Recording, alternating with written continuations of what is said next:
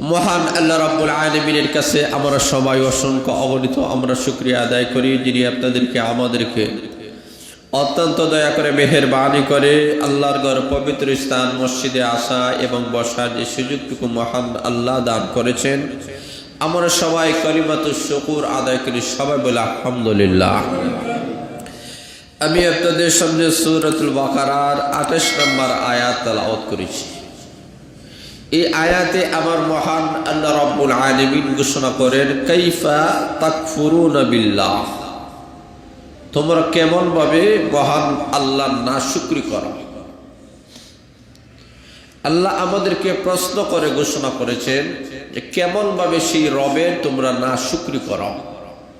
কোন রব, কোন আল্লাহ? যে মহান আল্লাহ আমাদের মরণ সৃষ্টি করেছেন, যেই মহান আল্লাহ আমাদের জীবন সৃষ্টি করেছে। আমাদের মরণ এবং জীবন সৃষ্টি করেছেন কে? আল্লাহ রাব্বুল আলামিন অন্য আয়াতের মধ্যে ঘোষণা করেছেন, الذي خلق الموت والحياة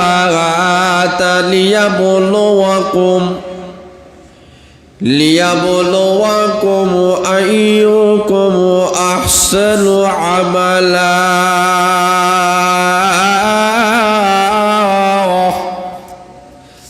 আল্লাহ বলেন, সেই মহান সত্তা যিনি তোমাদের মরণ এবং জীবন সৃষ্টি করেছেন। কেন করেছেন? আল্লাহ বলেন, লিয়াবলুয়াকুম, তোমাদেরকে পরীক্ষা নেওয়া হবে। কিসের পরীক্ষা? আইয়ুকুম আহসানু আমালা, কে উত্তম আমল করতে পারো। এই পরীক্ষার জন্য আমি আল্লাহ তোমাদের মরণ এবং জীবন সৃষ্টি করেছি। তাহলে লক্ষ্য করে দেখেন, আল্লাহ বলেন যে আল্লাহ তোমাদের মরণ জীবন সৃষ্টি করেছেন, সেই আল্লাহ নিয়ামতের নাশুকরি কেমন ভাবে তোমরা করো, অথচ তোমাদের অবস্থা কেমন ছিল সেই অবস্থা সম্পর্কে আমার তেলাওয়াতকৃত আয়াতের মধ্যে আল্লাহ তুলে ধরেছে। আল্লাহ বলেন, وَكُنْتُمْ أَمْوَاتًا,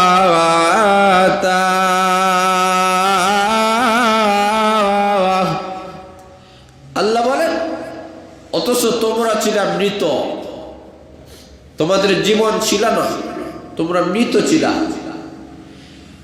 এই মৃত থেকে আমি মহান আল্লাহ তোমাদেরকে জীবন দান করেছি। সুবহানাল্লাহ।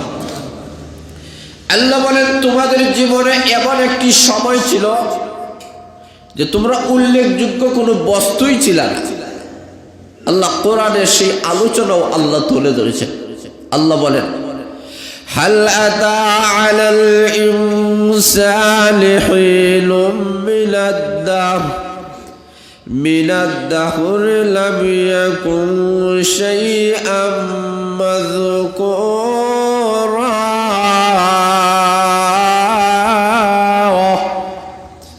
আল্লাহ বলেন, ও দুনিয়ার মানুষেরা, তোমাদের জীবনে এমন একটি সময় ছিল যে তোমাদের কোনো অস্তিত্বই ছিল না।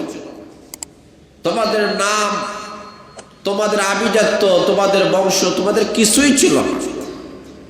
ওই জায়গা থেকে আমি মহান আল্লাহ তোমাদেরকে মায়ের পেটের মধ্যে আমি আল্লাহ পাঠাইয়াছি। মায়ের পেট থেকে আমি আল্লাহ, তোমরা ছিল মৃত, তোমাদের হাত ছিল, পাও ছিল, নাক ছিল, অঙ্গ প্রত্যঙ্গ ছিল, কিছুই। আমি আল্লাহ রাব্বুল আলামিন বলেন, এইগুলা তাহার পরেও তোমার কোনো দাম ছিল না। যেই মানুষটা দুনিয়াতে মৃত অবস্থায় দুনিয়ার মধ্যে আসে, এই মানুষের কোনো দাম আছে? আল্লাহ বলেন, তোমরা ছিলে মৃত, ফাআহইয়াকুম, আমি আল্লাহ তোমাদেরকে জীবন দান করেছি। জোরে বলেন সুবহানাল্লাহ। জীবন দিলাম, দুনিয়াতে আসলা, এমন অবস্থায় দুনিয়াতে এসেছো যে তোমাদের জ্ঞান বুদ্ধি কিছুই ছিল না। আল্লাহ কোরআনে বলেছে, আল্লাহু আখরাজাকুম মিন বুতুনি উম্মাহাতিকুম লা তা'লামুনা শাইআ।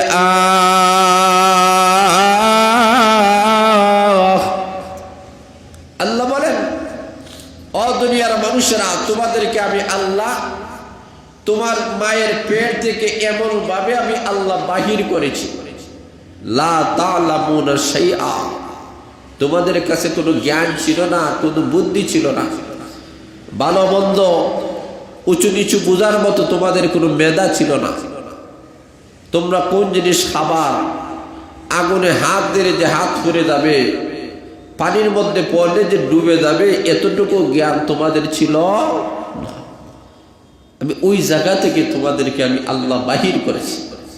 তোমার কোনো বুদ্ধি ছিল না, তোমার কোনো জ্ঞান ছিল না, সেই জায়গা থেকে আমি আল্লাহ তোমাদেরকে একটা জীবন দিয়ে আমি আল্লাহ দুনিয়াতে তোমাদেরকে পাঠাইলাম।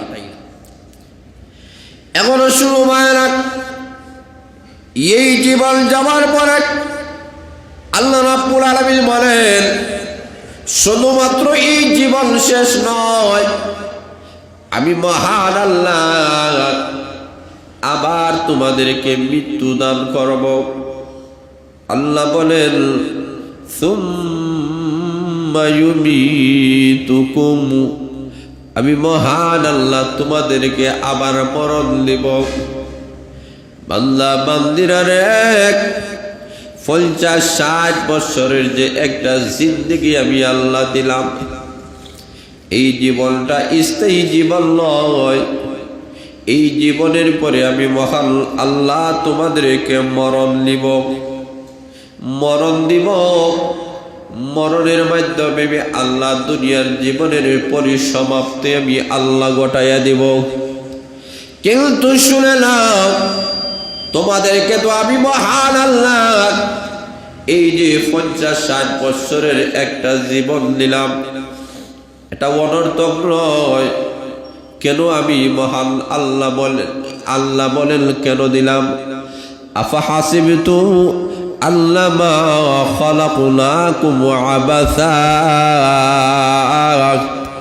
আল্লাহ বলেন তোমরা কি ধারণা করো আমি মহান আল্লাহ তোমাদেরকে অনর্থক বানাইয়েছি, অনর্থক সৃষ্টি করেছি? ওরে বান্দা বান্দিরা, অনর্থক আমি আল্লাহ তোমাদেরকে বানাই নাই। তোমাদের জীবনের প্রত্যেকটা মিনিট, প্রত্যেকটা সেকেন্ডের, প্রত্যেকটা ঘন্টা, প্রত্যেকটা সপ্তাহ, প্রত্যেকটা মাস, প্রত্যেকটা বছর, এমনকি তামাম জীবনের হিসাবটা আমি আল্লাহর কাছে দিতে হবে। তোমার জীবনের শুরু থেকে নিয়ে মরণ পর্যন্ত আমি মহান আল্লাহ সবগুলাকে আমি আল্লাহর রেকর্ডিং করে রেখেছি। সবগুলার একটা ভিডিও আছে। কেবলভাবে ভিডিওটা হবে, আল্লাহ কোরআনে বলেছেন 2 জন ফেরেশতা আমি মহান আল্লাহ দিয়েছি।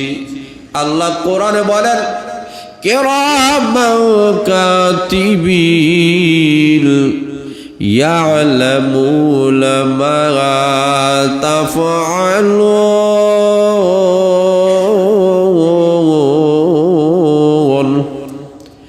আল্লাহ রাব্বুল আলামিন বলেন, 2 জন ফেরেশতা আছে, কিরামান কাতিবিন, এরা লেখনেওয়ালা ফেরেশতা। ও মানুষেরা, তোমার 2 কাঁধে 2 জন ফেরেশতা মহান আল্লাহ রেডি করে রেখেছেন। নারী হও অথবা তুমি পুরুষ হও, ডান কাঁধের ফেরেশতা নেকি লিখবে, বাম কাঁধের ফেরেশতাটা গুনাহ লেখে। এখনো শুনবায়রা, কোনো মানুষ যদি নিয়ত করে আমি মসজিদে গিয়ে জামাতের সাথে জুমার নামাজ আদায় করব, শুধুমাত্র নিয়ত করেছে, এই নিয়ত করার সাথে সাথে ডাল কান্দের ফেরেশতা তার আমলনামায় একটা নেকি লিপিবদ্ধ করে দিয়েছে।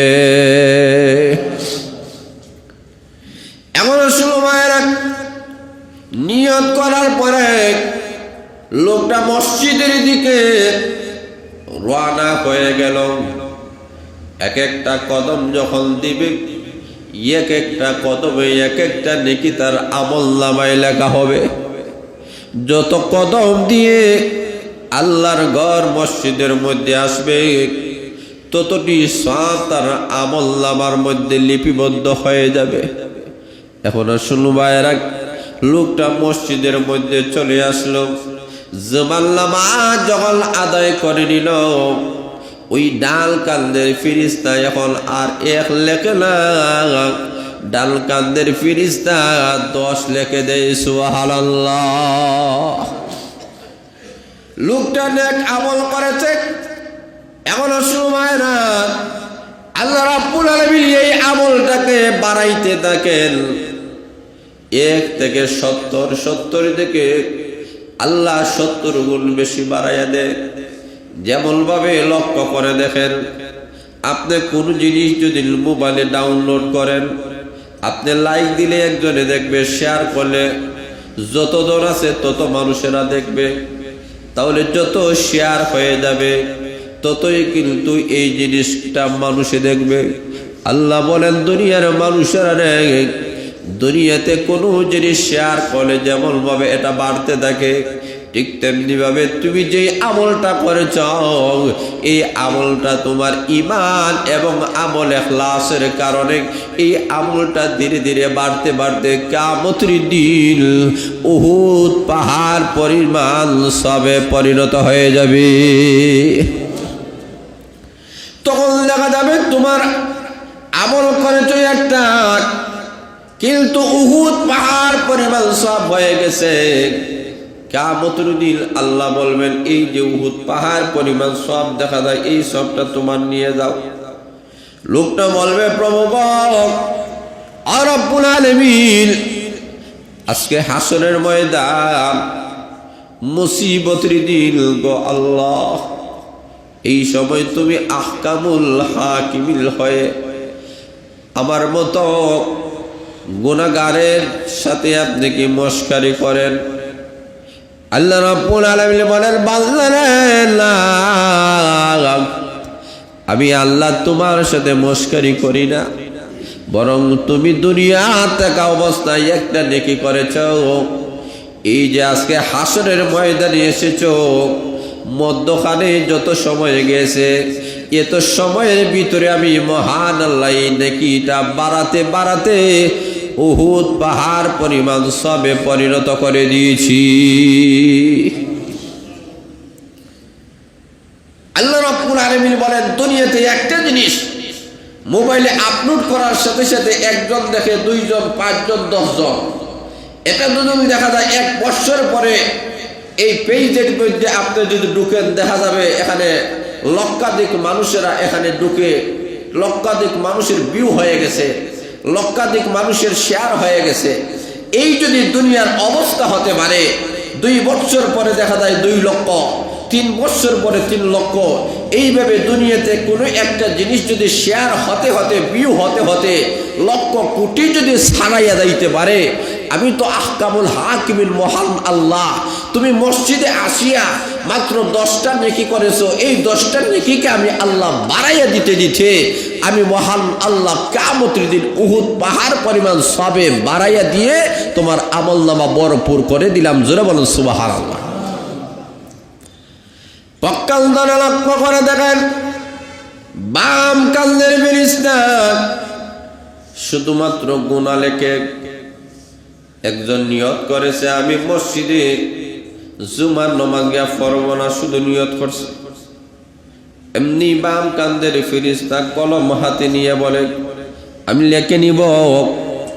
ডাল কান্দের ফেরেশতার সাথে পরামর্শ করে আমি কি লিখব?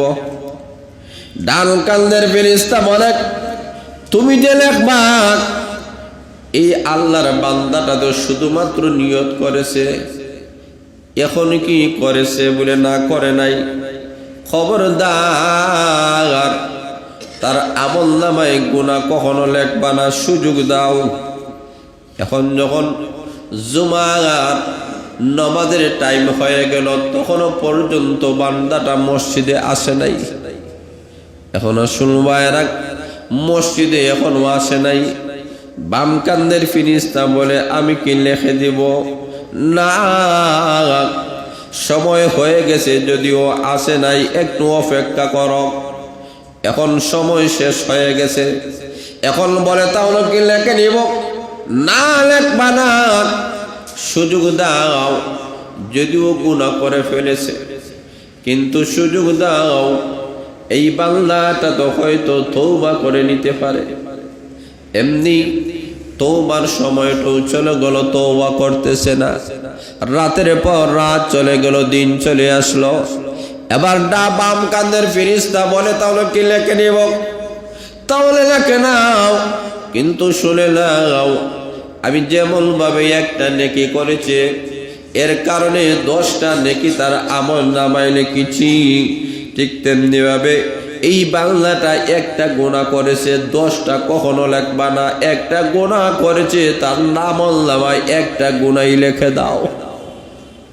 আল্লাহ রাব্বুল আলামিন বোঝাইতে চায়, রে বান্দা বান্দিরা, আমি মহান আল্লাহর দয়া বেশি, আমি আল্লাহর মায়া বেশি। আমার রহমতটা তোমাদের কাছে থাকে রে, গজবটা অনেক দূরে থাকে। আমি মহান আল্লাহ তোমাদের প্রতি রাগান্বিত হই না, সুযোগ দেই। কিন্তু আল্লাহ রাব্বুল আলামিন বলেন, বান্দা যখন গুনাহ করার পরে এমন গুনাহ করতে করতে এখনো শুনবায় না, এমন হয়ে গেল মরণের সন্নিকটে এসে পৌঁছে গেছে, এখনো সাকরাতের আযাব শুরু হয় নাই। এখন শয়তানরা মহা খুশি। আল্লাহ রাব্বুল আলামিন বলেন, সাকরাত শুরু হওয়ার পূর্ব মুহূর্তে যদি এই বান্দা বান্দিটা আমি আল্লাহর কাছে যদি ফিরে আসে, চোখের পানি পালাইয়া যদি কেঁদে তওবা করতে পারে, আমি মহান আল্লাহ ওই মুহূর্তেও তার জিন্দেগীর সকল প্রকার গুনাহ মাফ করে দিব। আল্লাহ রাব্বুল আলামিন বলেন, রে বান্দা বান্দিরা, একটা জীবন দিলাম, এই জীবনের শেষ মুহূর্তেও যদি তুমি ফিরে আসো, আমি মহান আল্লাহ রাব্বুল আলামিন তোমাকে কবুল করে নিতে রাজি আছি। কিন্তু আমরা এমন বান্দা বান্দিরা কোনদিন ভাবি না যে একদিন আল্লাহর কাছে তো আমাদেরকে ফিরে যেতে হবে। কিন্তু এই পৃথিবীতে এমন অনেক আল্লাহওয়ালারা আছেন যারা দুনিয়া থাকা অবস্থায় আখিরাত নিয়ে চিন্তা করেছেন, পৃথিবীর বাদশা হয়ে গেছেন, কিন্তু ওনারা কখনো দুনিয়াটাকে প্রাধান্যতা দেন নাই, আখিরাতকে প্রাধান্য দিয়েছেন। পৃথিবীর বাদশা হয়ে গেছেন, দুনিয়াকে কখনো তারা গ্রহণ করেন নাই, আখিরাতকে তারা গ্রহণ করেছেন। এমন অনেক আল্লাহওয়ালারা দুনিয়া থেকে চলে গেছেন। এই কারণে আল্লাহ বলেন, এই জীবনটাকে তোমরা মূল্যায়ন করো। প্রত্যেকটা মিনিট, প্রত্যেকটা সেকেন্ড, প্রত্যেকটা ঘন্টা, প্রত্যেকটা সপ্তাহ, প্রত্যেকটা মাস, প্রত্যেকটা বছর মূল্যায়ন করো। এই জীবনটাকে মূল্যায়ন করে যদি আখিরাত কামাতে পারো, আবার মহান আল্লাহ তোমাদের আমল নামায় এমন নেকি দান করবে রে, এমন পুরস্কার আমার মহান আল্লাহ তোমাদেরকে দিবে। কিয়ামতের কঠিন ময়দানে এই পুরস্কারের কারণে আমার মহান আল্লাহ জান্নাতের মেহমান বানাইয়া দিবে। এই কারণে বাইরা শুন, আল্লাহ ওয়ালা হওয়া দরকার। আল্লাহ ওয়ালা হওয়া ছাড়া বিকল্প আর কোনো পথ নাই। আল্লাহ ওয়ালা হতে হবে। আল্লাহ ওয়ালা যদি হতে হয়, আল্লাহ ওয়ালাদের সাথে আমাদেরকে থাকতে হবে। যারা আল্লাহ ওয়ালা তাদের সহবতে যাইতে হবে, তাদের কথা মতো জীবন পরিচালনা করতে হবে। আমাদের জীবনটা এমনভাবে বানাতে হবে প্রতিটি মিনিট যেন আল্লাহর হুকুম মোতাবেক আমরা চলি।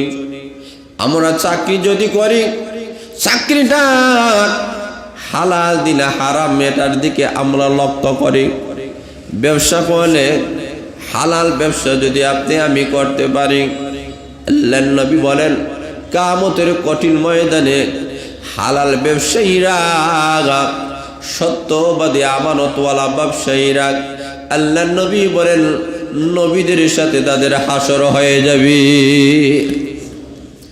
কিন্তু আমাদের অন্তরে আজকে শুধুমাত্র দুনিয়ার মহাব্বত। এই কারণে আল্লাহর নবী বলেন, রে আমার উম্মতেরা, কিয়ামতের পূর্ব মুহূর্তে আমল হয়ে যাবে।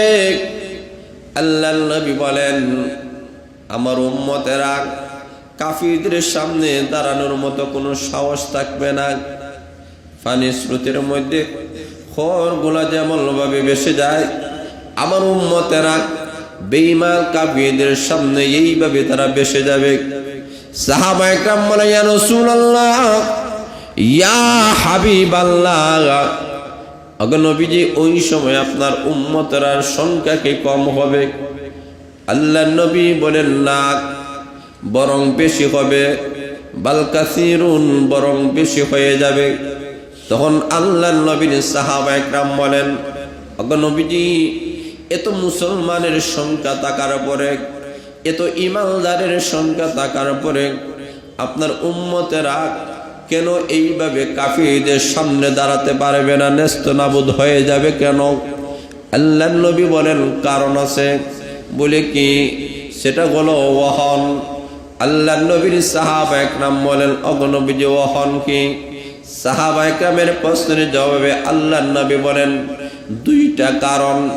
একটা কারণ হলো এই উম্মতের ভিতরে দুনিয়ার মহাব্বত ঢুকে যাবে, দুনিয়ার ভালোবাসা তাদের অন্তরের ভিতরে ঢুকে যাবে। হুব্বুদ দুনিয়া, দুনিয়ার মহাব্বত ঢুকে যাবে এবং মৃত্যুটাকে তারা অপছন্দ করবে, মৃত্যুকে তারা কখনো ভালোবাসবে না।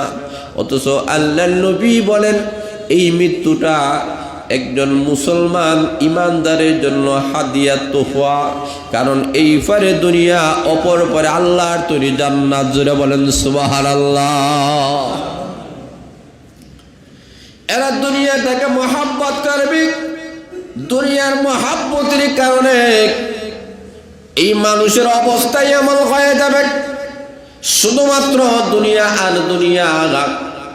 আজকে আমরা দুনিয়ার জন্য পাগল করা, দুনিয়ার জন্য যতটুকু আমরা চেষ্টা সাধনা করি, পরকালের জন্য কিন্তু এতটুকু আমাদের ঠান নাই, মহাব্বত নেই। দুনিয়ার বাড়ি বানানোর জন্য আমরা কত চেষ্টা। একজন মানুষ লক্ষ্য করে দেখেন, নিজের দেশ ছেড়ে টাকা পয়সা গুলা খরচ করে ভিন্ন দেশে চলে যায়। সেই দিন শুনলাম দুইটা লোক বাংলাদেশ থেকে রওনা করেছে, ইটালিতে যাবে। এখন আসুন, 12 লাখ করে 24 লাখ, কিন্তু দুইটা মানুষ সাঁতার জানে না। যেই মুহূর্তে ফিসফুটে উঠেছে এমনি তারা পড়ে গেছে। যেমনি পড়ে গেল, সাঁতার জানে না। শরণার্থী আসেরা তাদেরকে উদ্ধার করে যেই দেশে যাওয়ার কথা ওই দেশে না গিয়ে ভিন্ন দেশে নিয়ে গেছে। সেই দেশে তাদেরকে নেওয়া হলো। তারা প্রশ্ন করে, তোমরা সাঁতার জানো না, তাহলে এইভাবে তোমরা কেন চলে আসলা? তারা নিরুত্তর হয়ে গেছে, চোখের পানি ফালাইয়া কান্দে, কিছু বলতে পারে না, সত্য কথা বলে না। কিন্তু তারা মনে মনে ভাবতেছে, এই দুনিয়ার সুখ শান্তির জন্য নিজের জীবনটা পর্যন্ত বিসর্জন করে দেয়। টাকাও গেল নে, জীবনও গেল নে, সবগুলা বিসর্জন হয়ে গেল নে। কিন্তু লক্ষ্য করে দেখেন, নবীর সাহাবায়ে কেরাম দুনিয়া পাবার জন্য এমন কিছু করেন নাই, এমন কষ্ট চেষ্টা সাধনা করেন নাই। বরং সাহাবায়ে কেরাম নবীর জিন্দেগি এমন ছিল, শুধু পরকাল আর পরকাল। ঘরে খাবার নাই, কোনো টেনশন নাই, কোনো অসুবিধা নাই। নামাজে দাঁড়াইয়া গিয়েছেন। এই পৃথিবীতে অনেক আল্লাহওয়ালারা এমন ছিল, যারা যে কোনো বালা মুসিবত গুলা যদি চলে আসে, আল্লাহর নবীর সুন্নত গুলা তারা পালন করে। আল্লাহর নবী বলেন, যখনই কোনো বালা মুসিবত তোমাদের সামনে আসবে, বিপদ আপদ যখন আসবে, তখন তোমরা সালাতুল হাজতের 2 রাকাত নামাজ পড়ে মহান আল্লাহর কাছে মনোনিবেশ করে চোখের পানি ফালায়া কান্দ। তোমার সমস্যাটা যত বড় হোক না কেন, আমার মহান আল্লাহ মুহূর্তের ভিতরে সমাধান করে দিবি। সালাতুল হাজতের নামাজ, এটা হাজত পুরান নামাজ। এই নামাজটা পড়লে তোমার প্রয়োজন আল্লাহ মিটিয়ে দিবে। আমাদের সমস্যাগুলা যখনই আসে, যে কোনো বালা মুসিবত আসুক, সর্বপ্রথম আমরা আল্লাহর শরণাপন্ন হব। যারা বলেন কার শরণাপন্ন? যে কোনো বালা মুসিবত আসুক, অভাব অনটন দুঃখ দুর্দশা, ছেলে মারা গেছে, মেয়ে মারা গেছে, ঘরে আগুন জ্বলে গেছে, ব্যবসায় লস, চাকরিতে লস, সর্বপ্রথম 2 রাকাত নামাজ পড়ব, সালাতুল হাজতের নামাজ। এই 2 রাকাত নামাজ এতই পাওয়ারফুল। আল্লাহ বলেন সমস্যাগুলো দেওয়ার মালিক কে?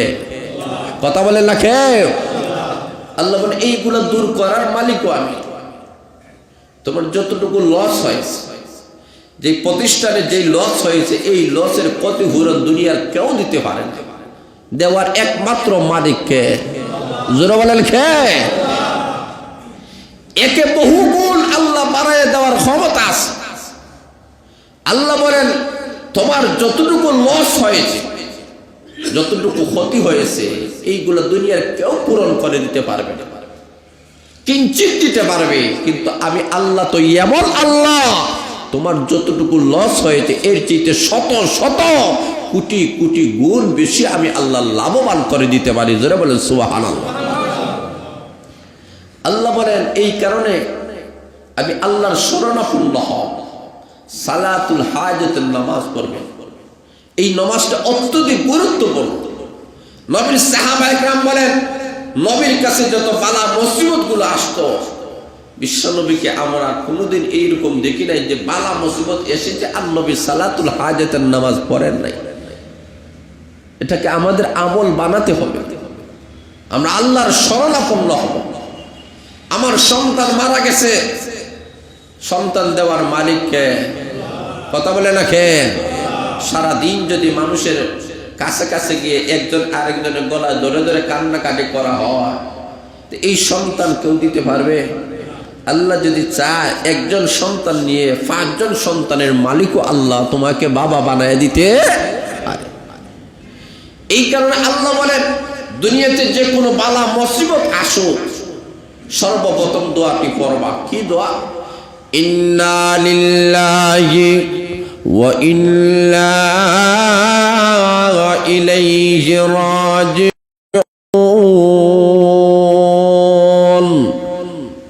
আয় রব্বুল আলামিন, আমি তো একমাত্র তোমারই জন্য আল্লাহ, আমি তোমার এবং তোমার কাছে ফিরে যেতে হবে। প্রভু গো, আমার যেই মুসিবত গুলো এসেছে, এই মুসিবত গুলা দূর করার মালিক তুমি আল্লাহ। আমি তো তোমার এবং তোমার কাছে আমি ফিরে যেতে হবে। আমার সন্তান মারা গেছে, আমার দুঃখ নাই, আমার বেদনা নাই, কারণ আমিও মারা যাব। জোরে বলেন ঠিক না বেঠিক?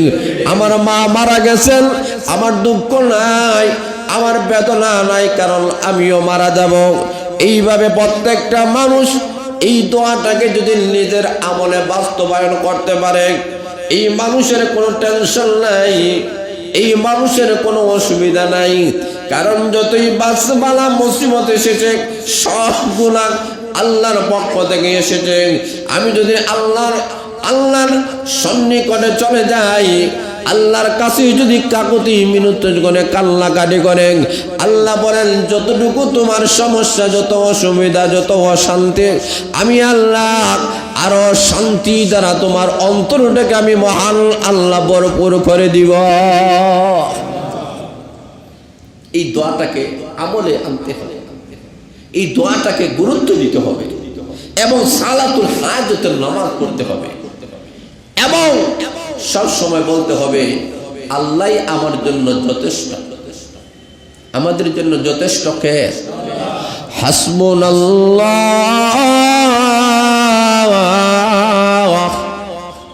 আল্লাহ বলেন আমি মহান আল্লাহ তোমাদের জন্য যথেষ্ট বলেছেন কে?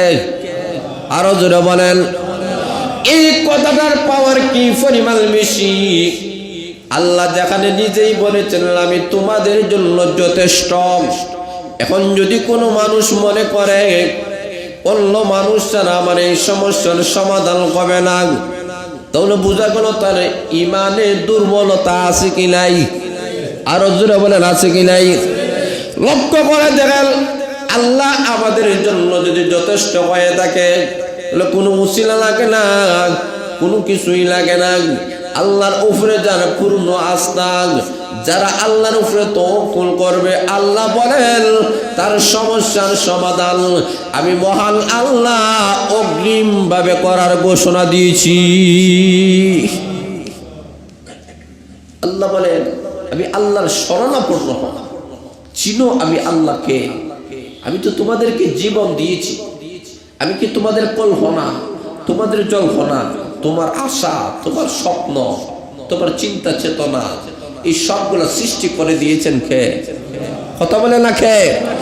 আমরা যা কিছু ভাবি, যা কল্পনা, যা জল্পনা করি, এবং এখনো পর্যন্ত আল্লাহ বলেন ও দুনিয়ার মানুষের এখনো পর্যন্ত তোমাদের কল্পনার মধ্যে এখনো এই জিনিসটা উদিত হয় নাই, ভবিষ্যতে হবে এটাও আমি মহান আল্লাহ জানি। সুবহানাল্লাহ। নয় আল্লাহ বলেন তোমাদের অন্তর্যামী আমি আল্লাহ। ইন্নাহু আলিমুম বিযাতিস সুদূর।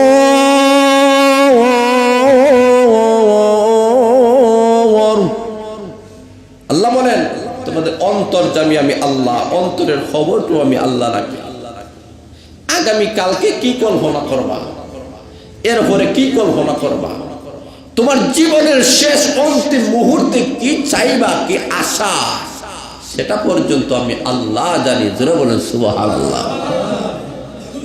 আল্লাহ বলেন এই কারণে আমার শরণাপন্ন হও, নামাজ পড়ো, সিজদায় লুটে পড়ো। আল্লাহ বলেন বান্দা বান্দি যখন সিজদা করে, আল্লাহ বলেন সেজন্য আমার কুদরতি পাবে সিজদা করে। এই সিজদা থেকে মাথা তুলে বান্দা বান্দি যখন আল্লাহর কাছে চায়, আল্লাহ বলেন আমি খুশি হয়ে যাই। কেন? আমার বান্দা কারো সামনে মাথা নত করছে না, আমি আল্লাহর চিনছে, আমি আল্লাহর সামনেই মাথা নত করেছি। এই বান্দা দুনিয়া এবং আখিরাতের সকল চাহিদা পূর্ণ করার মালিক আমি মহান আল্লাহ। আর দুনিয়াতে মানুষের কাছে তোমার চাহিদাগুলো যদি পেশ করো, একবার যদি গিয়া বলো ভাই আমার 20টা টাকা দেন, হয়তো দিতে পারে, দ্বিতীয়বার দিবে, তৃতীয়বার, চতুর্থবার। মানুষের কাছে চাইলে মানুষ বেজার হয়। আল্লাহ বলেন আমি আল্লাহর কাছে না চাইলে আমি আল্লাহ বেজার হয়। আল্লাহ বলেন চাও, চাওয়ার জায়গা চাও, কিন্তু আমরা তো আল্লাহর কাছে চাই না। আমরা যার কাছে চাই ওনার তো এই বল ক্ষমতা নাই যে আমরা যতটুকু চাই অতটুকু দেওয়ার ক্ষমতা থাকে না। কিন্তু আল্লাহ বলেন আমি আল্লাহর কাছে তুমি যা চাইবা, যতটুকু চাইবা এর চাইতে লক্ষ কোটি কোটি গুণ বেশি আমি আল্লাহ বাড়াইয়া দিব। এর মালিক কে? জোরে বলে না কে? এই কারণে আল্লাহ রাব্বুল আলামিন বলেন ও দুনিয়ার মানুষেরা আমি মহান আল্লাহ তোমাদেরকে একটা জীবন দিলাম। জীবনের ভিতরে কত স্বপ্ন, কত আশা, কত চাহিদা, এই সবগুলো আমি মহান আল্লাহ তোমাদের অন্তরে আমি আল্লাহ দিয়ে দিয়েছি।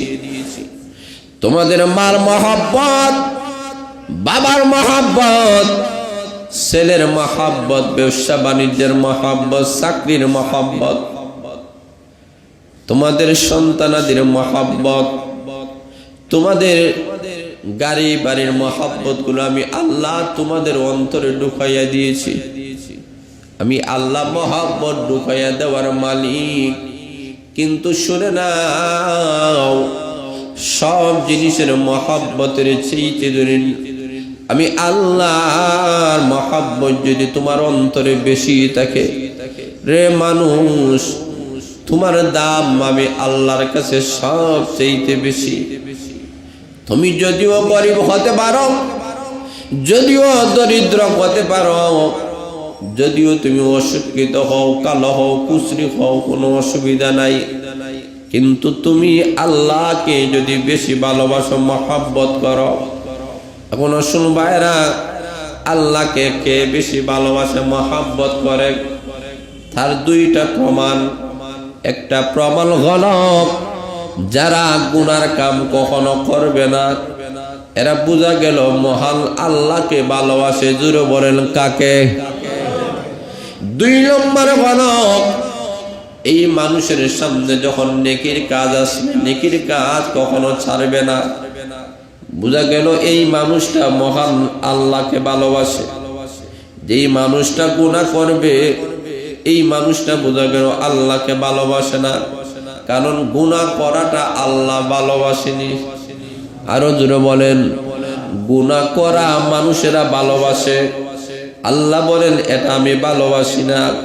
কাজেই আমি আল্লাহর সত্যিকার অর্থে আমি আল্লাহর ভালোবাসা হাসিল করতে চাও, জীবনে এখন থেকে শুরু করে মরণ পর্যন্ত তওবা করে নাও। আর জিন্দেগিতে কোনোদিন গুনার কাম করব না, গুনার দ্বারে কাছে কখনো যাব না। এমন ওয়াদা করে যদি যাইতে পারেন, এমন একটা ওয়াদা যদি অন্তরের ভিতরে বদ্ধমূল করতে পারেন, আপনার চরিত্র হবে উন্নত মানের চরিত্র। আমার এমন উন্নত মানের চরিত্র, আল্লাহর তরি জান্নাতের মেহমান হয়ে যাবে। সুযোগ আসবে কিন্তু গুনাহ করবে না, জাহান্নামকে ভয় করবে, কখনো গুনাহ করবে না। সুযোগ আসবে, একটা নেকিও কখনো ছাড়া যাবে না। দুনিয়াতে সকল চাহিদা পূর্ণ আমরা করি, কিন্তু আমলের প্রতি আমাদের উদাসীনতা, হেলায় গেলায় অনেক সময় আমরা নষ্ট করে ফেলি। আমাদের প্রত্যেকটা মিনিট এবং সময়ের দাম আছে। কিয়ামতের কঠিন ময়দানে এই জীবন সম্পর্কে আল্লাহ আমাদেরকে প্রশ্ন করবেন। এই কারণে সময়টা কখনো নষ্ট করা যাবে না, সময়টাকে মূল্যায়ন করতে হবে। যদি সুযোগ পাওয়া যায়, এখন নমাজের টাইম, নমাজ পড়বেন, নমাজ শেষ, কোনো কাম নাই, তাসবিহ পড়বেন, আল্লাহর প্রশংসা করবেন, তাহলিল পড়বেন। কখনো হাতটাকে কখনো খালি করা যাবে না। আমাদের সমাজে অনেক মানুষের আছে তাসবিহ হাতে নেয় না, তাসবিহ হাতে নিয়ে সমাজের মধ্যে চলাফেরা করাটা লজ্জাজনক মনে করে। মানুষেরা আমাকে ফিরসাব বলবে, আল্লাহওয়ালা বলবে। হুজুরা বলেন ঠিক না বেঠিক? এই কারণে আল্লাহওয়ালারা বড়। আপনি হাতে তাসবিহ নেওয়ার কারণে কোনো মানুষ যদি মাথার মধ্যে টুপি পরিধান করে, পাগড়ি পরিধান করে, সুন্নতি লেবাস পরিধান করে, যে কোনো মানুষ যদি রাস্তায় চলাচল করে, এই কারণে কোনো মানুষ যদি তাকে আল্লাহওয়ালা বলে, কোনো মানুষ যদি তার ফরজগার বলে, দিনদার বলে, এতে লস না লাভ? আরো জোরে বলেন। এই কারণে এটাকে যারা শর্মিন্দগি মনে করে, তাহলে আল্লাহওয়ালারা বলেন, তুমি কি মনে করো তোমাকে কেউ সুর বলো? কথা বলেন। আচ্ছা, আমি রাস্তা দিয়ে চলি, কেউ ও সুর, এটা বালানি, কেউ ও ডাহাই, কেউ ও বদমাশ। তাহলে তুমি বুঝে নাও, তোমাকে দিকে যদি কেউ আল্লাহওয়ালা বলে, এটা তো দোষের বিষয় নয়, এটা কোনো গুণের বিষয়। আমার হাতে তাসবিহ থাকার কারণে মানুষেরা আমাকে ফির বলছে, আল্লাহওয়ালা বলছে। এর চাইতে উত্তম গুণ, উত্তম উপামে আসমানের নিচে জমিনের উপরে আর হতে পারে না। এমন সময় কেন তাসবিহ হাতে নেবেন? তার কারণ হলো, এমনি মনের মধ্যে শয়তানে একটু মন্ত্রণা দিবে বিভিন্ন কথাবার্তা বলার জন্য, কিন্তু তাসবিহটা যখন হাতে থাকবে তখনই আপনার জিকিরের কথা মনে হয়ে যাবে। তসবিহ হাতে থাকার সাথে সাথে সুবহানাল্লাহ বলার কথা মনে হবে। জোরে বলেন ঠিক না বেঠিক? আলহামদুলিল্লাহ বলার কথা মনে হবে। লা ইলাহা ইল্লাল্লাহ বলার কথা মনে হবে। দুরূদ শরীফ পড়ার কথা মনে হবে। এই কারণে এই তসবিহটা জিকির করার একটা মাধ্যম। তাহলে তসবিহ প্রত্যেকেই হাতে নিতে হবে। জোরে বলেন ঠিক না বেঠিক? তসবিহ হাতে নেবেন, যখনই সময় পাবেন বাড়ি থেকে বাইর হয়েছেন, মসজিদে আসবেন, তসবিহটা নিয়ে যখন পড়া শুরু করবেন দেখবেন 100 সুবহানাল্লাহ বলা হয়ে গেছে। জোরে বলেন ঠিক না বেঠিক? আপনি বাহির থেকে পয়েন্টে আসতেছেন, আপনি তসবিহ হাতে নেবেন, দেখেন রাস্তার মধ্যে চলতে চলতে 1000 সুবহানাল্লাহ হয়ে গেছে।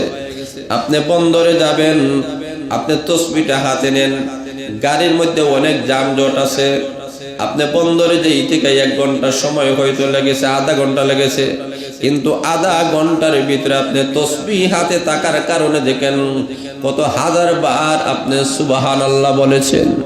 আপনি দেখেন একটা বার সুবহানাল্লাহ বলার কারণে জান্নাতের ভিতরে এমন একটা গাছ হবে যে গাছের ছায়া কখনো শেষ হবে না। এই যে আমরা অনেক সময় ভাবি হুজুর একটু সময় বাইর করতে হবে, আমি আপনাদেরকে একটু সময় বাহির করে দিতেছি।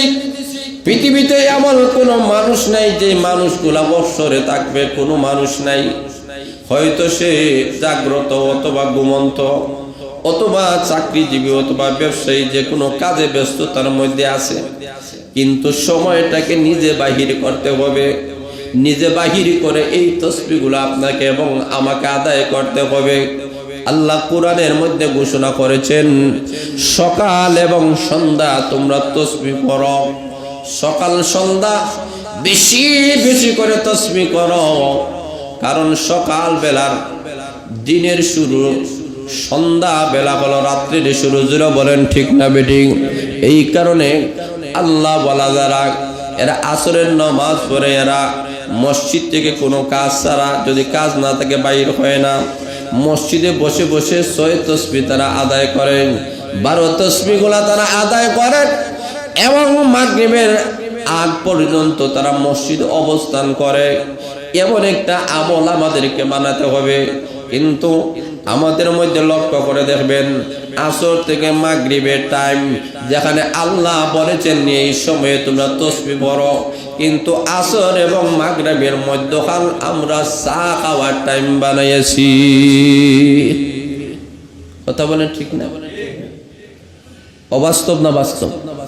প্রত্যেকেই আমরা কোনো ফ্রেন্ড, কোনো বন্ধু, কোনো আত্মীয় স্বজন সাক্ষাৎ করতে হলে বলে আসরের পরে, মাগরিবের আগে, এই সময়টাকে আমরা শুধুমাত্র বন্ধু বান্ধব আত্মীয় স্বজন এদের সাথে আড্ডা দেওয়ার জন্য, চা পান বিড়ি সিগারেট খাওয়ার জন্য আমরা সময় বানাই আনছি।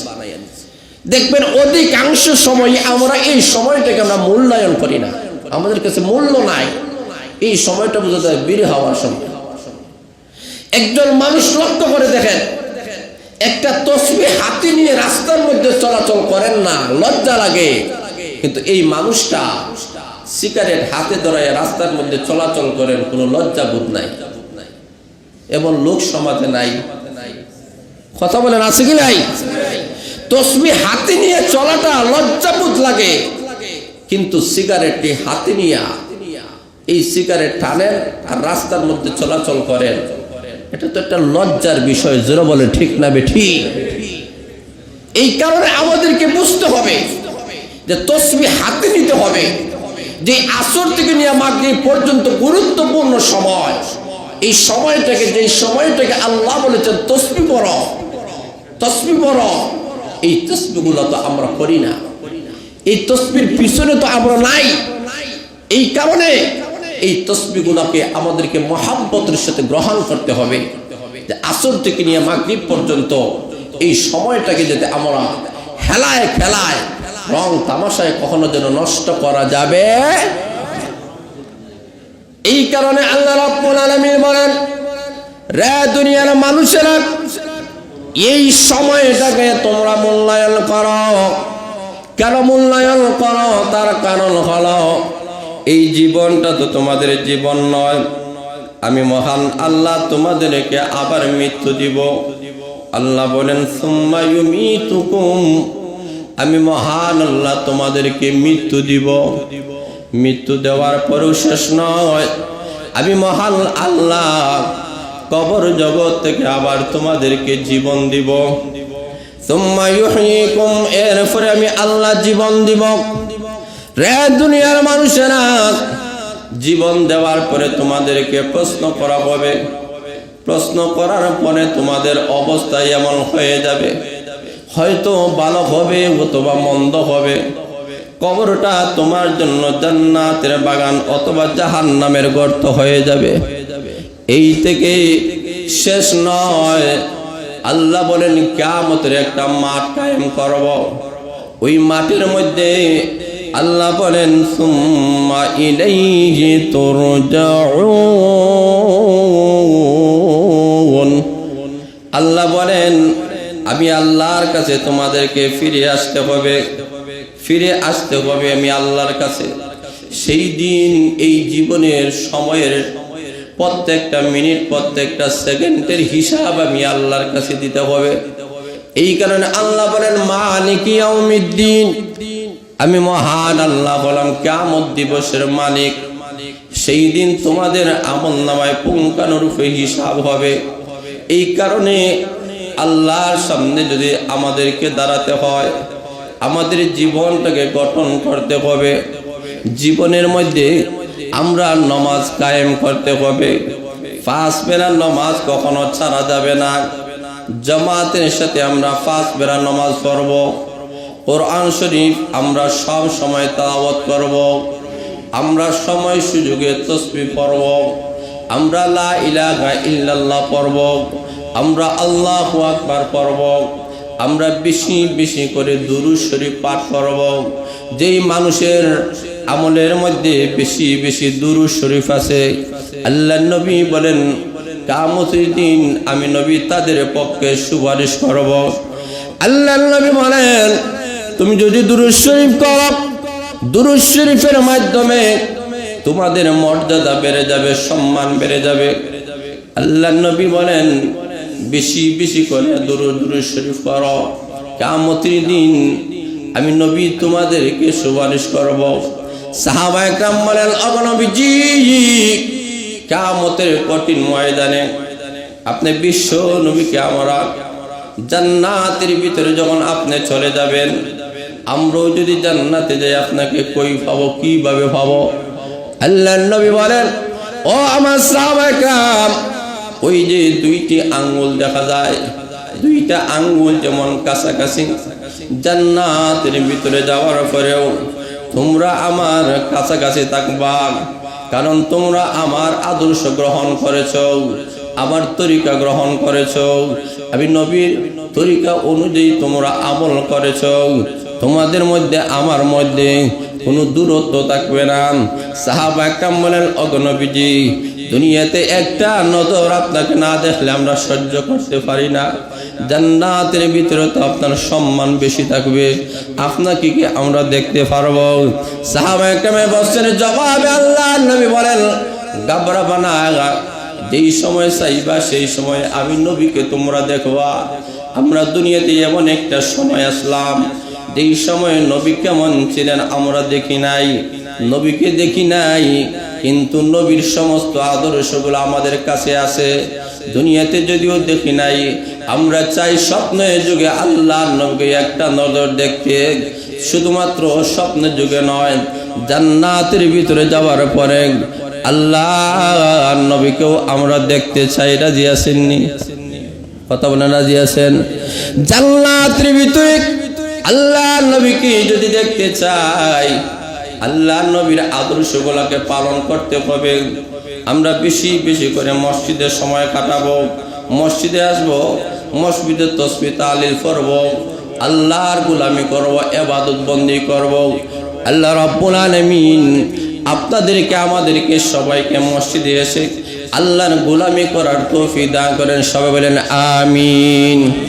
পরিশেষে এই কথাটি বলতে চাই, নেক কাজের মধ্য থেকে আরেকটা নেক কাজ হলো আল্লাহর ঘর, এই ঘরটা কার ঘর? জুড়ে বলেন, আল্লাহর ঘর। বেশি বেশি করে মসজিদে আমরা দান খয়রাত করব, আমাদের উপার্জিত সম্পদ থেকে আল্লাহর ঘরে দান করব। এই ঘরটা কিয়ামতের দিন সাক্ষী হয়ে দাঁড়াবে।